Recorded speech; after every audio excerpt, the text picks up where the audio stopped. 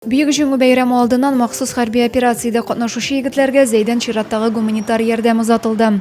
Азатлык китерүче солдат һәйкәле янында шәһәр җәмәгатьчелеге, хәрбиләрнең туганнары, яшь армиячеләр җыелган. Посылкалар җыюда зәй халкының бердәм булуын, активлык күрсәтүче оешма предприятиеләрне район башлыгы да билгеләп үтте. Сегодня вот очередной гуманитарный груз, самые необходимые, вещи, которые именно по заявке наших военнослужащих едут сегодня, мы отправляем на линии фронта. Пусть доедут без поломок, машины у нас очень надежные. Зурик машинасына хәрбиләр өчен УАЗ һәм җиңел автомобиль урнаштырганнар. Посылкалар егетләр соравы буенча әзерләнгән. Шулай ук көнкүреш кирәк яраклары, азык-төлек җыелмасы тутырылган. Йөкне администрациядән район башлыгы орынбасары Петр Уразайкин узата бара.